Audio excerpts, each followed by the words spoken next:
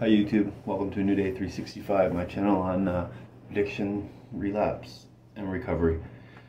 My name is Jim. I'm 46 days sober today. 46 days, no hypes, no pipes, no booze, no pills, not even the green. 100% clean. And I say that because, why do I say that? I say that because today I want to be sober. Today I want to be 100% clean. I'm done with the weed too, right? I'm just good. I'm fine being sober. I like having a clear mind, and I just like my life today. 46 days might not seem like a long time, but it's a big deal for someone like me who was, sticking needles in their arm just a couple months ago, getting high on meth and staying awake for days and days on end. What else do I say?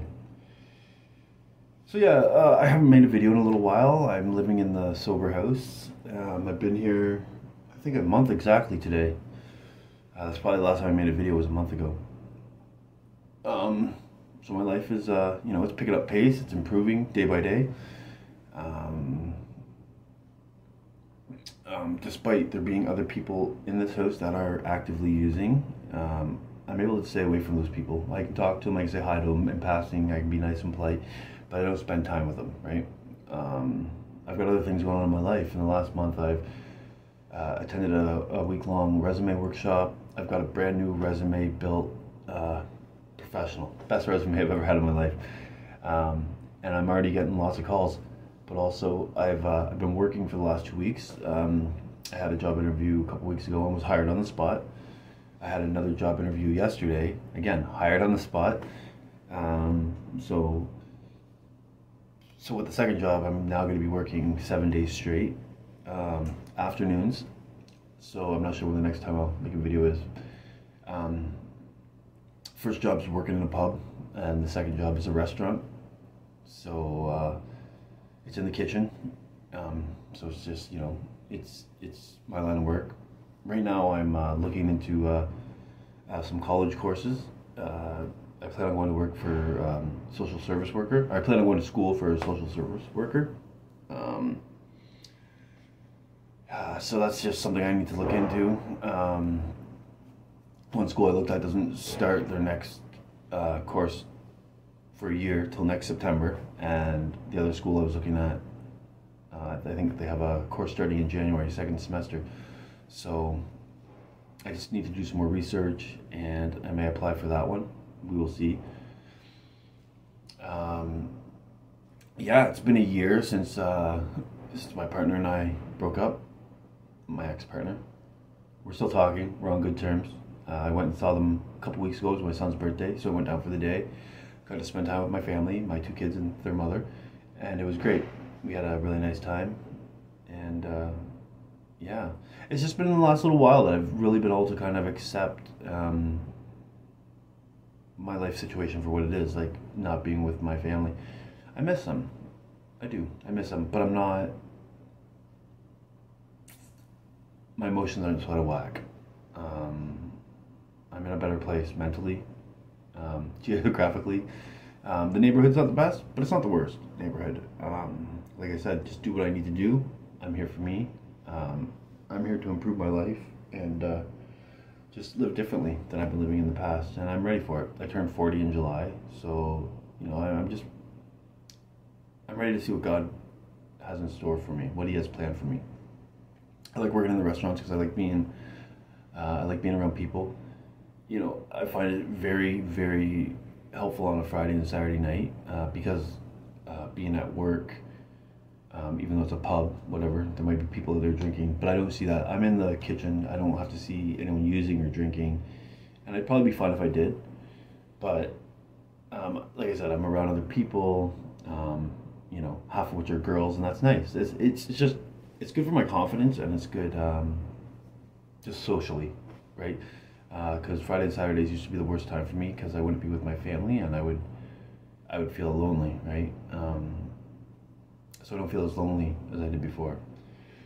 So also as part of my recovery, I have a home group in AA, and I attend at least 2 meetings a week. My home group on Tuesday nights, because that was my day off until now. Next week I'll be working, and I have been attending another meeting online, both on Zoom, but still, it's I gotta keep my recovery at the front of my mind, and remind myself what I'm doing.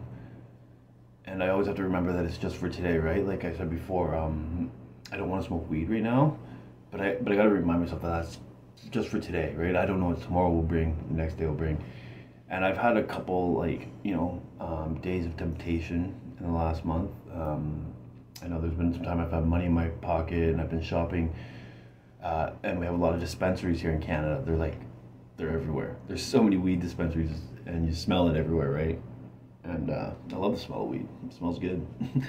But so I had a moment there last week or something where I really wanted to buy some weed, and left to myself, left just thinking about this inside my head will try to trick me, and it will try to talk me into doing things that I might not want to do. So I recognized this at the time when my head was like, oh, you could do this, you can get away with it, you can blah blah blah. I shut it up by calling a member from my AA group and talking to them, asking them, hey, can you remind me why I want to be sober? And then what worked for me was I got to say out loud to him and to myself all the reasons why I don't want to smoke weed anymore, all the reasons why I want to be sober. And that temptation passed. Also, a little while ago, I had this really bad using dream about sticking a syringe in my arm and getting high, and I woke up instantly, and I was anxious, and I was like, fuck, because you wake up and you're not high, and it's like, what the fuck? It was just total anxiety for me.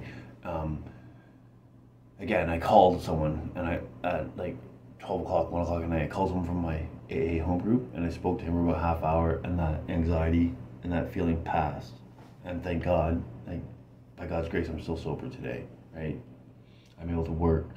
I'm able to just fulfill my commitments. My finances are improving slowly.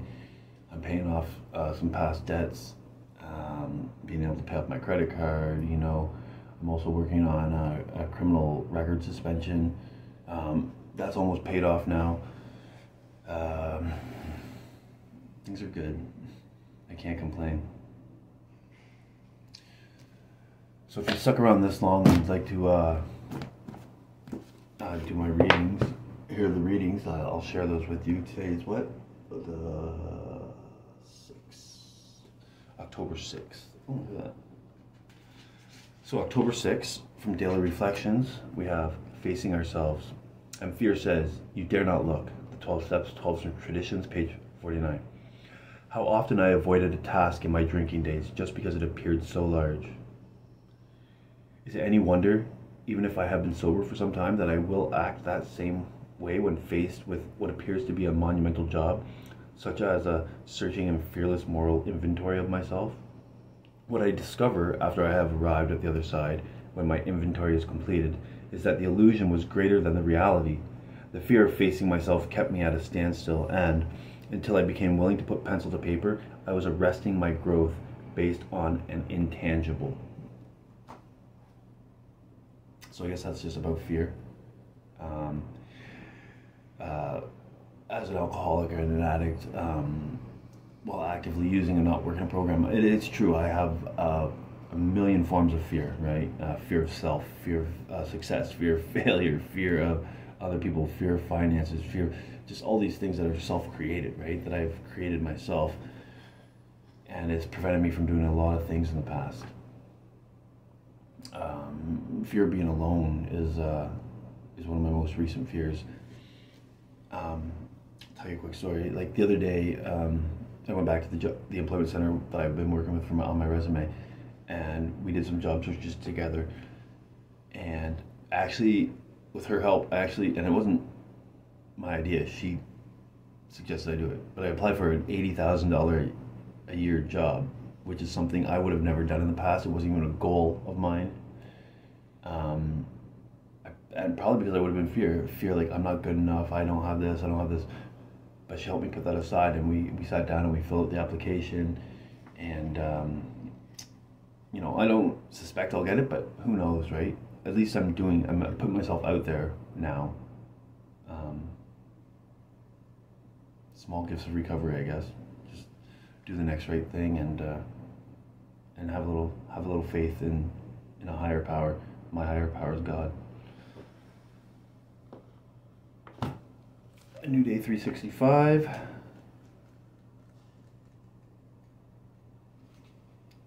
It's awesome. Look at that. It was flipped. It had a dog leaf, or had a dog ear there. October 6th. How often we look upon God as our last and feeblest resource. We go to Him because we have nowhere else to go, and then we learn that the storms of life have driven us not upon the rocks, but into the desired haven. George MacDonald. Change is unsettling, no matter what form it takes. We are bound to become upset by the breakup of a relationship, for example, but we can also become disconcerted by changes we welcome, such as getting married or moving from a crowded apartment into a spacious home of our own. In either case, we're likely to be thrown off balance and for a time, even to feel a sense of aloneness. When we are overwhelmed by change, we can turn to God, the source of stability and serenity within us. By doing so, it is far easier to make whatever adjustments or adaptations are necessary. Through our conscious contact with God, we can regain our equilibrium and become centered once again. If we rely on God and have faith in the rightness of His plan for us, the changes we face will take on new clarity and purpose. When we turn to God, our sense of aloneness is lifted. He is with us, leading the way, providing the strength and courage to meet any challenges we may face. Thought for today: in a life filled with change, God is my constant. I have a new book just for today. It's daily readings too. I haven't read anything from this yet, so I'm going to go ahead and share the first reading with you. October 6th, amends without expectations. Projections about actually making amends can be a major obstacle, both in making the list and in becoming willing. Basic text, page 39. This is from Narcotics Anonymous. The 8th step asks us to become willing to make amends to all persons we have harmed. As we approach this step, we may wonder what the outcome of our amends will be. Will we be forgiven, relieved of any lingering guilt, or will we be tarred and feathered by the persons we've harmed? Our tendency to seek forgiveness must be surrendered if we expect to receive the spiritual benefits of the 8th and 9th steps. If we approach these steps expecting anything, we're likely to be very disappointed with the results. We want to ask ourselves if we are pinning our hopes on gaining the forgiveness of the person to whom we are making amends, or maybe we're hoping we'll be excused from our debts by some sympathetic creditor, moved to tears by our hard luck story. We need to be willing to make our amends regardless of the outcome. We can plan the amends, but we can't plan the results. Although we may not be granted a full pardon by everyone to whom we owe amends, we will learn to forgive ourselves. In the process, we will find that we no longer have to carry the burdens of the past. Just for today, I will let go of any expectations I have on the people to whom I owe amends. Anyways, I hope there was something in this video for somebody. If you know an alcoholic or an addict who is suffering, there is hope for them. Maybe you can share this video. I hope you all have a blessed day. I love you, and thank you for watching. Bye.